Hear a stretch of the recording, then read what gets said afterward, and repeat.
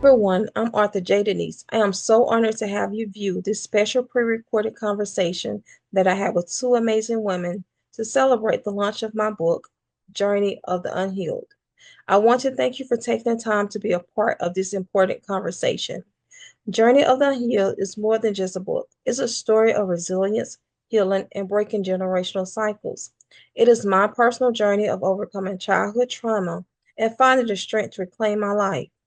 My hope is that this book provide guidance, encouragement, and a sense of community for those who are still on their healing path. Additionally, this book serves as a tool for parents, offering awareness and prevention strategies to help protect children from sexual assault. By understanding the warning signs and learning how to foster open conversations, we can work together to create safer environments for our children. You can find my book available on April 19th on Amazon and your favorite online bookstores. A trigger warning before we dive in.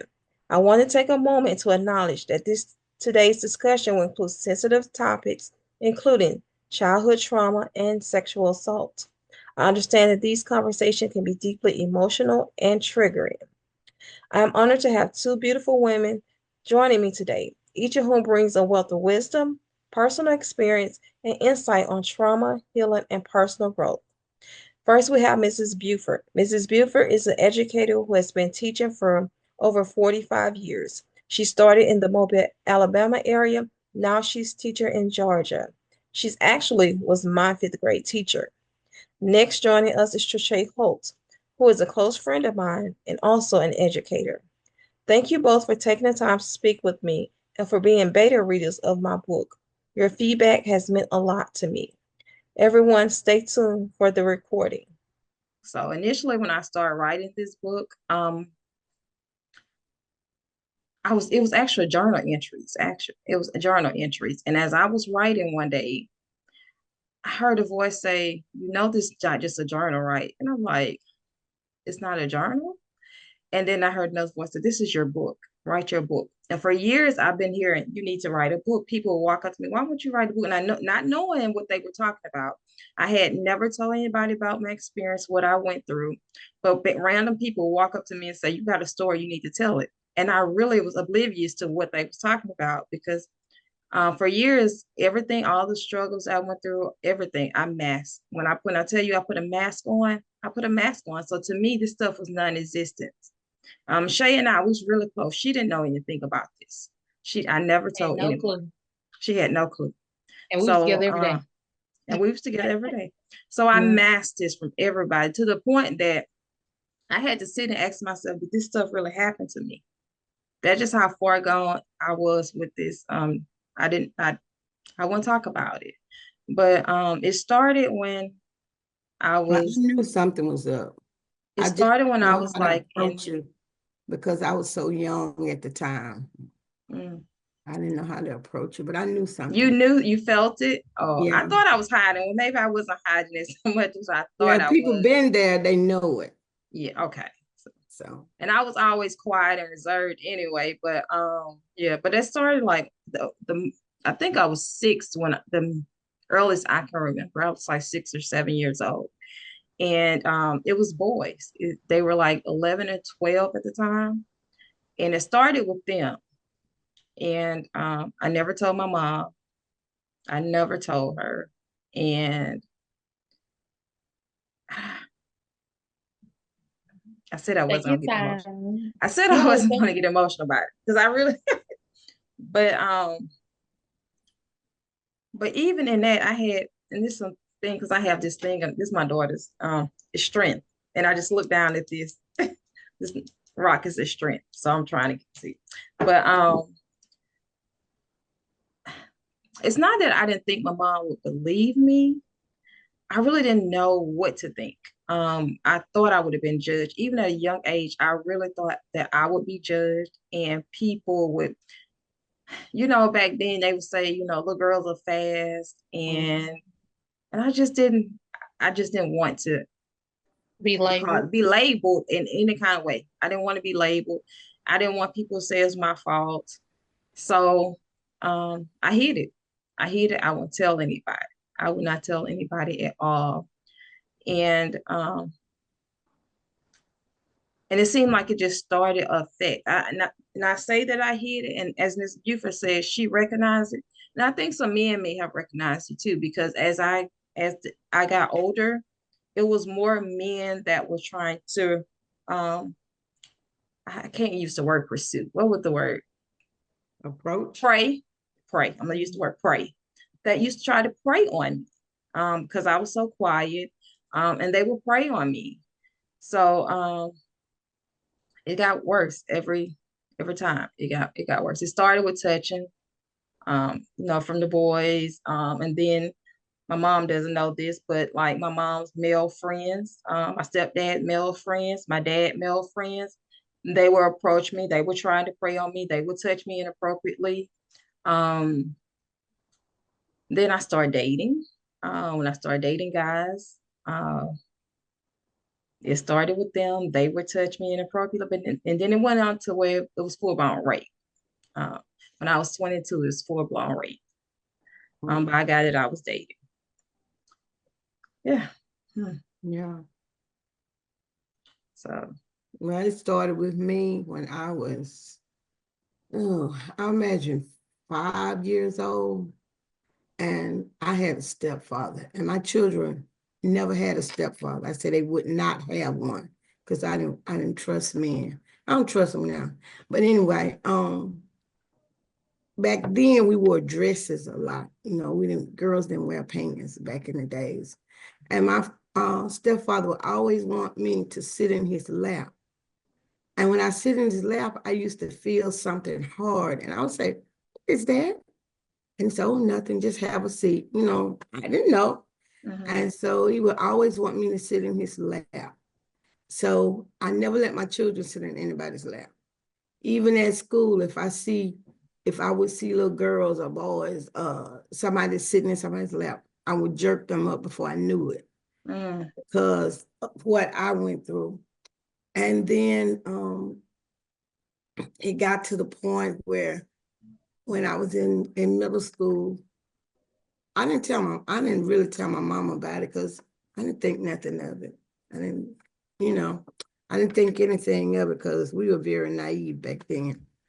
Then when I got in middle school, I started developing my breasts, and we slept in pajamas and button down pajamas. And you know how the pajama come over and your little thing will stick out. And I woke up one night and he was over me. And he was sucking my breast, and I'm going, "What?" And I told my brother about it, my big brother about it.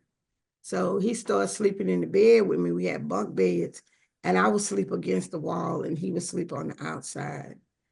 And that made him angry. And he told my mother we were doing something in the bed, which wasn't true. Wow. But he was protecting me. And then when I got in high school, I told my mom that, something that he was touching me. And she thought I was lying because he was very mean to me. But my cousin, my first cousin, who we were just like sisters, she told me that he was like that because he didn't want anybody else to touch me or be around me. And he used to tell so many lies on me. And my mama thought that I was retaliating, getting back at him. And I tell her things that he would do. So I started dressing. I know you might have heard stories of people dressing nasty. Maybe people won't touch you and everything. And I would wear the same clothes over and over. And I was in high school, and they would call me the rag machine because I would never change clothes. And I would wear baggy clothes. I tried my best not to look appealing at all. And I was in the band. And if I'm telling too much information, you let me know. I was in the band, and usually when I come in from band practice, my mom would come in the bathroom and talk to me while I was taking a shower. And he came in the bathroom, and I thought it was my mama. And he got in the shower with me. And he phoned me.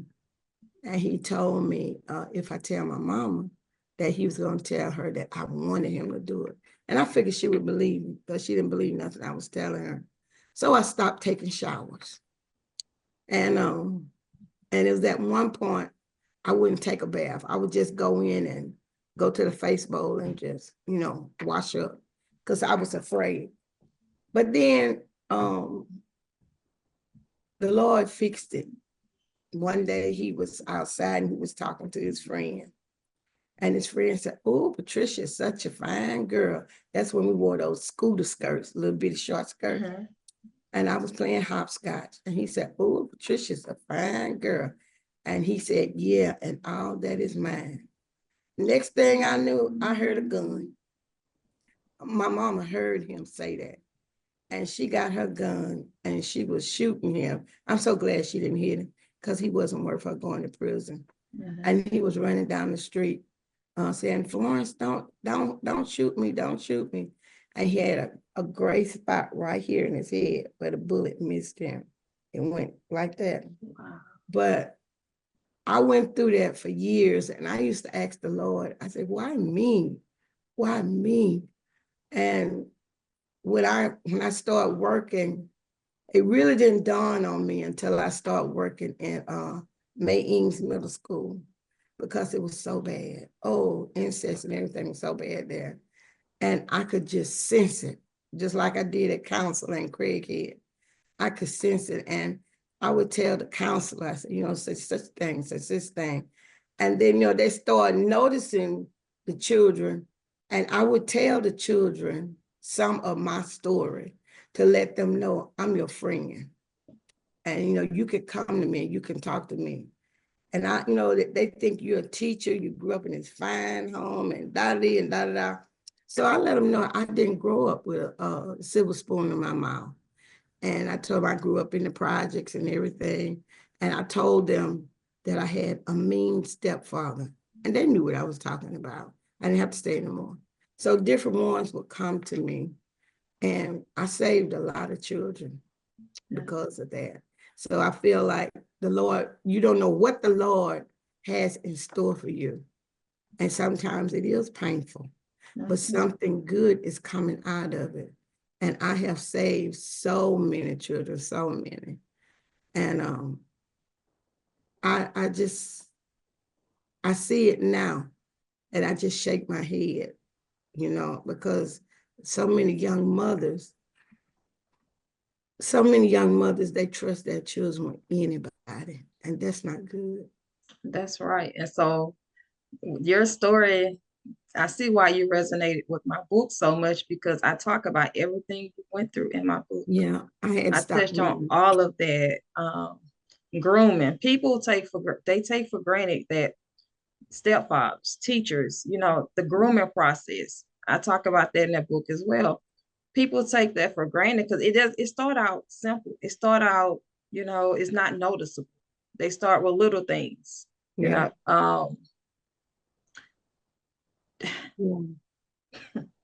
But I say that this book should be on the shelf with all the books for new mothers to read. Every new mother needs to read this book, because now people are so easy to put their children off on anybody. Right. And they need to read this book. Right. Majority of it comes from people in the home, people that they know, people that the kids are comfortable with. You can't trust your own people. Right. So, and I think a lot of people need to take, and we do this a lot, where we force our kids to hug people. Like, I can remember growing up, and I would see my aunts be like, "Go hug her, go, give her a hug or something." And, as a child, what I went through, I was always uncomfortable with that anyway. But I think when we teach our kids early on that it's their body, they have the right to say who have access to their body. Mm-hmm. We force it on them so much. Go hug her. That's your grandmother. Give your grandmother a hug. Give your grandfather a hug. You take for granted that grandmothers, grandfathers, uncles, all of them can be predators. They really can be. So we have to teach our kids at an early age to have control over who touch them, who get close to them, Mhm. and be mindful of it. I know a lot of young women, you say the book should be for new mothers and young mothers. I know a lot of young mothers, they want to still have a life. They still want to go out. They still want to enjoy, things when they're young. So they allow certain people to keep their kids. But there Yeah. are so many signs when, it comes to that. If your child crying, just don't want to be around a person, don't force it. Something's Don't up. force it. Do not force it. I have a thing. I don't allow my daughter to stay with only family. And even in that situation, the family members that they stay with cannot have a man in the house. Mhm. They cannot have a man in the house. And then Or, or a friend. Even since she stayed with certain friends, she can't stay with them if they got a brother. that's right. That's right.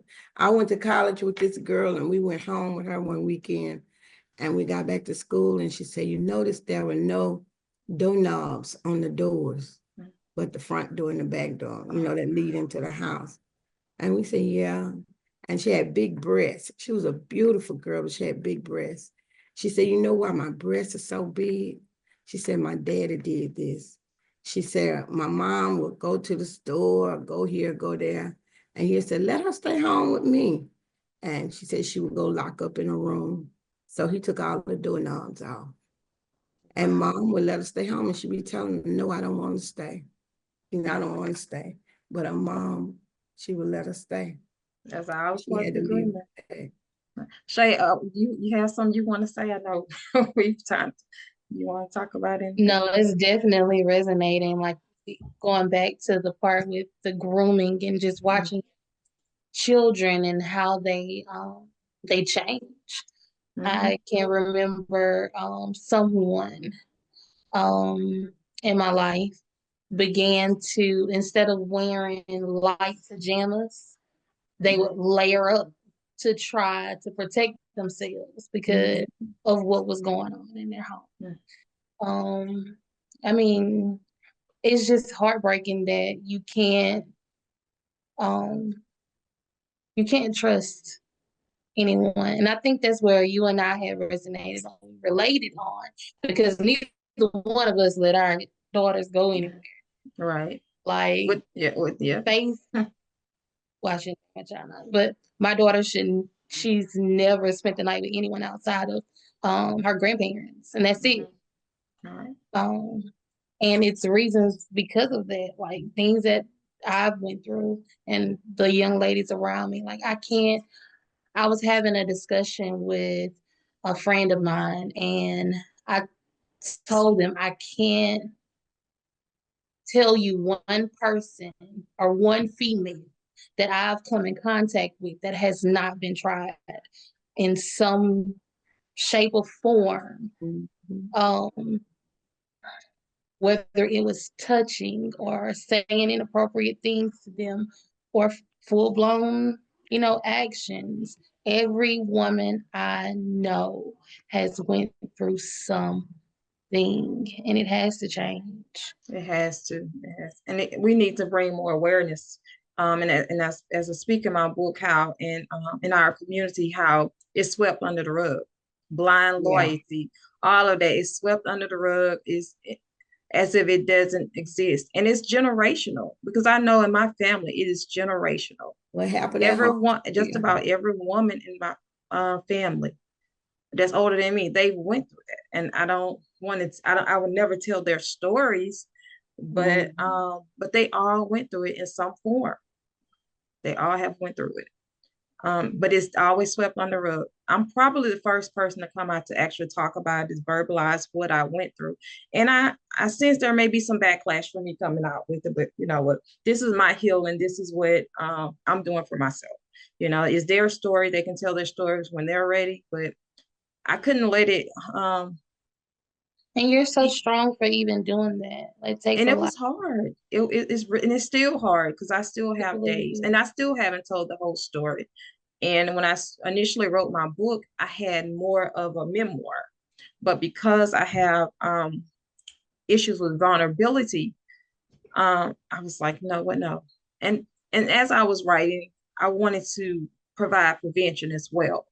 So that's why it went from a memoir to a self-help memoir, because we have to break the cycle. At some point, we have to break the cycle and quit And we sweeping have it to be under the rug. careful of what we're doing. Like even in your book, you had stated something along the lines of um your parents didn't believe you for the small things. And Right. that were truthful that you had to state. And they never came back and acknowledged when they found out that it was the truth. Mm-hmm. You never realize how important those little things It's can the be. little things. Yeah, to signify, if something larger happens, will my child come to me or feel comfortable with speaking with me? Will they feel like I believe them? If I don't believe them about little small things like you didn't throw the trash away or you didn't put or that's your water bottle and not dad's water bottle on Mm-hmm. the table, like that resonates. So when you stated that in your book, like that really hit home for me because I know I have to go back and I'd say I apologize. It wasn't your water bottle, you Mm-hmm. know, because And I and then never. all of us, we were silenced. We grew up, we were silenced. Stay in a child's place, all Yeah. of those things. And we realize when we get older how much that played a part in who we become as a person. We were Mhm. silenced when we're young. We become adults that don't talk, that suppressed emotions, that doesn't know how to express emotions. Those things. We raised our kids, and we use the same terminologies that our parents use when it's not right. At some point, and that's what I'm doing with my daughter. And this is another reason that I decided to write the book too, because I realized, like my mom, she was emotionally unavailable. So she wasn't affectionate, and I still have a hard time being affectionate. You've been around me, Shay, so I'm not really an affectionate person. So I realized with my daughter that I was, I try hard to not become who my mom was, but then the more I looked at, I was still becoming who she was, who she is, should I say. And with my daughter, she told me something one day, and she was like, "You don't care." And I was like, "I do care. Wait a minute, where'd it come from?" She was like, "Something happened, you wouldn't care." And it was that moment I was like, "Wait a minute. No, that is so far from the truth." So I knew I had to change. And I talk about in my book a particular time she was trying to lay on me. And I was pushing her away. I was pushing her away, and internally, I felt like that little girl again because it was embarrassing because the little girl started coming out, and it was like there was a struggle. And with me so used to someone invading my body in that moment, I felt like my child was actually invading my body, but not sensing that all she sees from her mom is rejection. But with me, I have an internal battle going on. So it's like I'm a mom, but I'm still battling with them going inside. So I have to fix this some kind of way because I'm going to end up raising the child the same way that I am. And that's one thing I never wanted to do. I wanted to be a different parent. So at some point, I was like, I have to heal. So that's one of the reasons I began this healing journey because I had to. I did not want her to feel the rejection that I felt growing up. So I make sure every day I tell her I love her. I kiss on her, I hug on her. To the point she's a little shy too. So it's like, okay, but And the mom great loves you. Just feeling. remember, no matter what happens, what you go through, even on my angry days, I still tell her Mhm. I love her. Yeah. But then one thing that I didn't go through the process you went through in healing, because what healed me when my mama heard him say that. Mm, And I knew that she believed me. And before she died, and from that day on, she would always apologize to me. wow. And before she died, she told me, she said, whatever your children tell you, you believe them. She said, you don't have to go all out the way and jump crazy, but you Hmm. believe them and you investigate. You do. And You really do. whatever they tell you, you believe them. And on her dying bed, she was saying, I'm sorry. I'm so sorry. And I used to tell her all the time, Mama, because love will make you blind. You will. And my mama was in love with that man. And I told her that, I said, love do strange things to you. I said, you loved him, but I didn't. But anyway, and I told her, I said, it was love that made you blind. But because of that experience, it made me who I am. And I never let myself get that deep where some man come before my child, you know. And it wasn't that he came before us, but she had a lot of trust in him. Mm-hmm. And I didn't have that much trust in him. I didn't let my children, my girls, stay home with their daddy. When I had to go somewhere, they went with me. But he knew my story and he understood. And not that I thought he would do something to them, Right. but it was just me, you know. So whenever I left, I would take them with me. But now you have to worry about boys. You have to. You really have to worry about What you boys. You say? really do. Yeah. You really do. And people think, and it's so many, like I have male friends that have shared their stories with me. And when I first announced it, I wrote the book, and some of my Facebook friends that follow me on, some of my friends that follow me on social media, as I began telling my story, they were inboxing me to share their story. There are so many men that don't speak up, but they too have been victims. Because I've had one guy that told me that, it was a female cousin that was molesting him, but he felt like he enjoyed it. Yeah. And it wasn't until he got grown that he realized he didn't really enjoy what was happening to him. And it kind of messed him up when it came to women with trust issues and things like that. So there's so many that do not speak out, and they have been groomed in some form and fashion too. Then you have men that do it to young boys, you know. And exactly. Yeah. Because I'm dealing with a case like that in school now. And it's sad. It is so sad. It really is. It really is. But we don't talk about it. We rarely talk about it. Well, I take that back, because you're hearing more about it now on social media, Yes, more because open. you're hearing about a lot of people healing from it. You're hearing about a lot of people that's looking at their parents differently. That's not even talking to their parents anymore. The trauma that they cause, or so I can't say there is starting to be a change in it. So I can't say it's swept under the rug as much as it was, back then when I was younger, and of course when you were younger. So they're talking more about it now. Yeah, like you said in your book, what happens in the house, stay in the house. Stays in the house. Oh yeah, that we grew up on that. Don't Yeah. tell family business. What happens in this house and stays, and that has been a crush to a lot of us. A lot of reason why we don't speak out. Yeah. That really was a crutch. And that was kind of the reason why I never told. I didn't want to, how you said your mom believed you. Mine may have, but I didn't want to put myself in a situation where she may not have believed me. And I didn't want to face that. I had been through so much pain and hurt. I didn't need that pain. That was a different type of pain. So you're protecting yourself. I had to. That's all I know. That's all I know, how to protect myself. And I've learned along the way protecting myself may have caused a little harm to other people, but I've always been in survival mode. I've always been in survival mode. So. Yeah.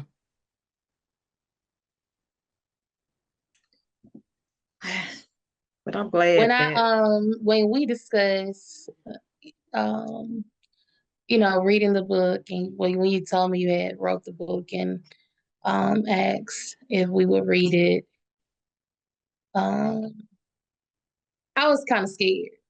You was? I was afraid because, being friends, and when you told me, remember, I had no idea that you had went through any of this trauma. And like, I love you. Like, you know how we are. We might not speak every day, but when we do it for hours, and we find time to make sure that we spend time with each other. So knowing that you are hurting that way and you're my friend, like, I'm already in defense mode. Like, I'm ready to go. And you know how we get about our friends. We ready to go get somebody, right?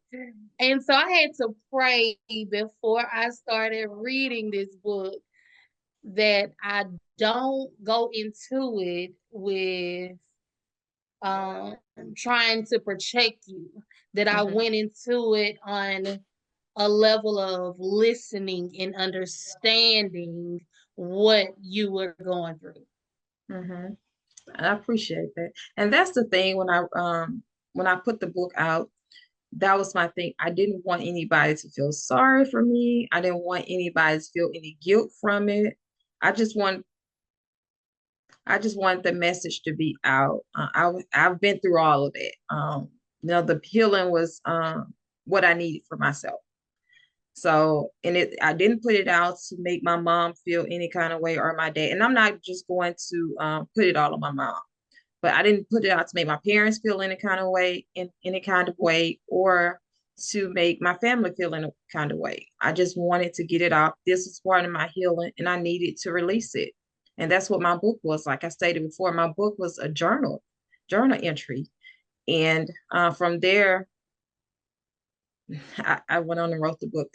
And I got the message loud and clear that I needed to write the book. And I was So you apprehensive didn't about it. you didn't bash you didn't bash anyone in the book. You Mhm. specifically spoke about your experience. Yeah. And I feel like in you trying to protect yourself, you are also trying to protect your parents from, them getting into something that, Right. Yeah. Well, like and I look at it like this Miss way. Buford said, you didn't want your mom to go to jail, because you Well, knew. and a lot of that too, that like I stated before, they have their own trauma. And it took for me to heal to understand it. When I was young, no, I did not understand. I felt the rejection. And just as my daughter may have felt in a moment with me. So I felt the rejection. So as I began healing, I realized, my mom had her own trauma, and she just like everyone else, she was surviving. She was doing the best that she could. The resources that we have now, they didn't have the same resources as we did as back then. My Mhm. family grew up in foster care. A lot of them grew up in foster care, so that exposed them to that type of trauma, to different types of trauma. So that it took me some time to realize, my mom had her own trauma. My dad has his own trauma, he didn't have his parents growing up. So when you come to a realization that they had their own trauma, they went through their own thing, you start wanting to protect them as well. And Yeah. and that's what I did. And it wasn't even about protection, because I just needed, like I said, I just realized what they went through. So Yeah. we all are victims. We all hurting from something we all went through. And all I just wish that one day they're able to heal themselves, learn to love themselves, because it took some time. And healing is not linear at all. It's an Mhm. ongoing process. While But you were then, writing the book, did you face any like challenges during that writing process? I did. did you have nightmares? I didn't have nightmares. What I did have was days where, because I was not an emotional person, I never cried about any. I never cried about any of this. Not once in my life have I ever cried about anything that I went through, because I masked it. I masked all of it. To me, how I coped with it throughout the years, I told myself that I was responsible. It was all my fault. So once I started healing through this, and I had days that I was triggered, I actually cried. I finally cried. I've only cried maybe 2 times since I went through, but That's I good. cried. So I was telling Miss Buford, I put the book down for 5 months. I put it down for 5 months because it was just hard to go back. Because once you start healing, you start reliving all of those things over again. And a Mhm. lot of things that I mastered, I was telling her that I had to ask myself, did I really go through this? Is this really my story? It took me a minute to really accept that all of these things happened to me. So, What the part that really, really shook me when you were talking about the different types of luring and Dolores. the 17 lures that the predators use. Mhm. And I was going, oh my God, because it happened to me, but what didn't happen to me I've heard of it happening to others. I've seen it happen to others. And, and that's why I said young people need to, maybe old people too, they need to read the book. Anybody that take care of children, they need to read this book. And Because my it is focus so when I wrote it informative. was on single mothers. Mothers was my focus initially because most of them have like financial issues. They're looking for a father figure for the child, and they start becoming trusting to these men, especially with boys. We go back to boys. That's They true. start trusting these men, these football coaches, mentors, and they are the biggest Counselors. some of the biggest predators because they Yeah. not only do they prey on the child, they prey on the mother's vulnerability. Yeah. So a lot of, and they just looking for help in some kind of way, and they will use that to get closer to the kid. Yeah. I just wish there was some kind of way you could have put on there for new mothers or something, says So you put think your I need to eyes change go it? bing, because it's a good book. I Okay. mean, it's so informative. And I'm going, oh my God. And you know how they have the Very shelves informative. on the books on the shelf, book for new mothers, steps for new mother. This book needs to be on that shelf for the Okay. new mothers. So And I'll figure out how to add that to that. you got to. I'll figure You because got to. I don't even have a newer copy of the book. I don't have a newer copy of it, Uh-huh. but I will figure out how to add that to because it doesn't release the April 19th, which is my birthday. That's the day that it releases. So I still have time before I hit the release button. So I'll figure out a Yeah. way to add, new mothers. Now, one thing I didn't tell y'all is that because of the book is I wrote it for as a self-help book. I also wrote a journal. So the journal that I wrote is reparenting your inner child. So it walks you through learning about your inner child, the things that you went through, how can you cope, how to learn how to cope with those things, how to recognize those things. So that's another thing that I added to that. What's the name of it? It's called Reparenting Your Inner Child, a self-help guide for journal for women. And I have one for men too. I did one for women and men. So because I think I know we talk a lot about women healing, but men, I want to write a book for them as well because my son is raising his daughter by himself. So I do my best to be there. Yeah. And her mother is Go around. ahead. Wow.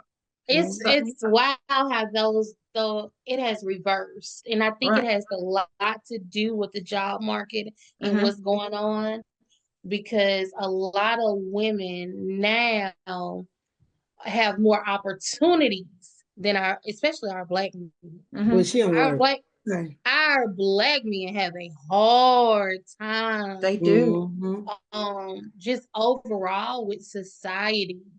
And so I think it's a lot.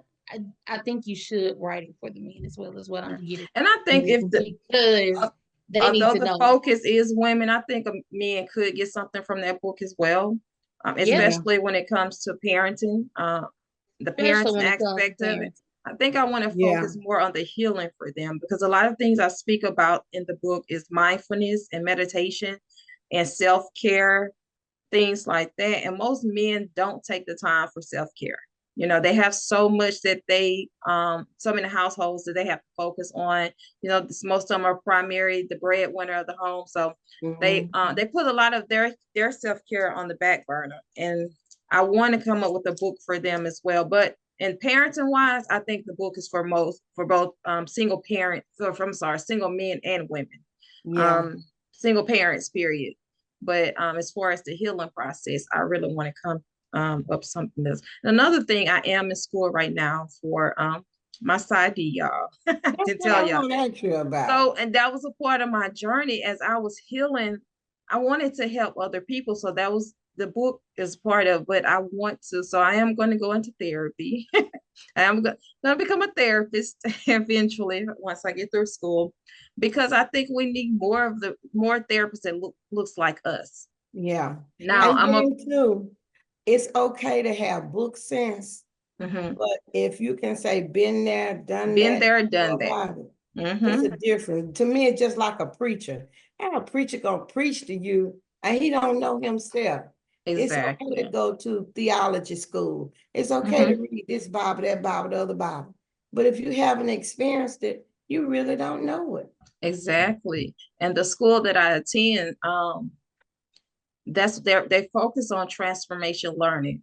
So transformation learning is they're taking us through the process. So the way they're doing it, we're actually their client. It's almost like we're the clients of the school, and they're taking us through this. So luckily, I've already been through it. I practiced it on my own. I learned because I had a therapist. I have maybe had four therapists. And in my book, I think I may have saw that I chose not to have a Black therapist at the time. And that's only because I was still living behind my mask and I wasn't ready to reveal to my aunt. And to me, a Black therapist at the time would look like my aunt. And I wasn't ready to reveal it to my family at that time. So did have two Caucasian therapists, but Be one of good. them was able to relate to me, but the other ones was not. So I chose to go my separate ways with all of them, and I did my research, and I was able to help myself through my healing process. But I still think we need more therapists that looks like us, that have been Yeah. through what we've been through, and that can resonate with their clients. So that's why I chose to go on and go back to school. Although I said I was That never is going so back to good. school. And I do Yeah, have in a this day master's and in age, yeah. psychology now, but I was like, I'm never going back to school. And here I am. Well, all That's Here I right. am. brilliant. Well, you go for it, girl. You go for it.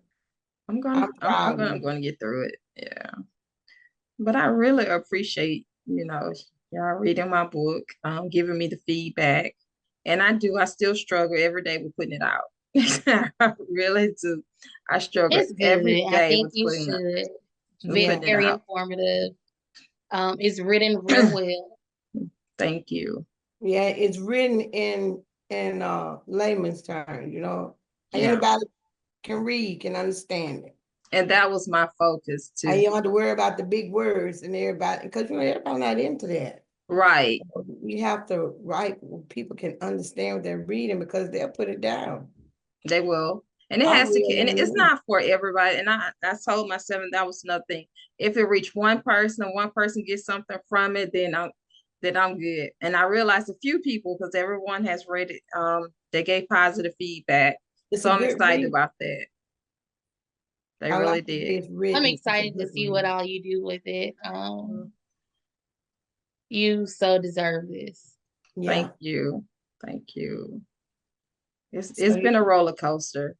It really has been a roller coaster. And I'm excited to see where it goes as well. who knows? We might have a lifetime story. Wow. Oh, but Who it's knows? good. Who knows? But it's a journey within itself. It really is.